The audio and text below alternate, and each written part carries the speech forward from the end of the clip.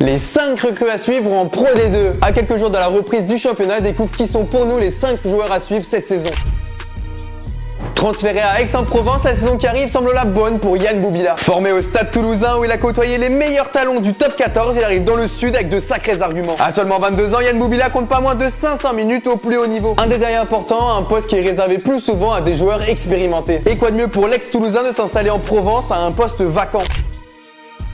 Après une saison plus que réussie avec Rouen, Béziers s'est penché sur le dossier du demi de mêlée Hugo Aubry. Un joueur avec un potentiel énorme et qui a déjà fait ses débuts avec le Portugal à seulement 21 ans. À l'occasion du Rugby Europe Championship, il a eu l'opportunité de jouer 5 matchs et d'affronter de très bonnes équipes. En recherche de temps de jeu et sans club à cause de la descente de Rouen en national, Hugo Aubry devrait se relancer avec les Biterrois. C'est maintenant à lui d'apporter de la concurrence à Victor Dreuil, le titulaire au poste. Avant que j'en dise plus, va t'abonner à Cop Rugby et de me dire dans les commentaires quelle recrue va exploser en Pro D2 la saison prochaine selon toi.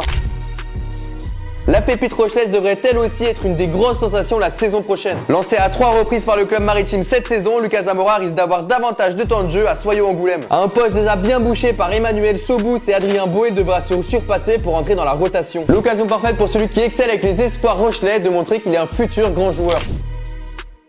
Brillant avec son club des Sharks de Durban cette saison, Kerwin Bosch a été charmé par le projet de jeu de Brive. À 27 ans et après être devenu champion d'Europe face à Gloucester, il avait des envies d'ailleurs. Déjà sélectionné avec les Springboks, l'ouvreur sud-africain est une valeur sûre face aux Perches. Avec la présence de Stuart Holding, le staff briviste va devoir composer avec 2 joueurs expérimentés qui vont se tirer la bourre.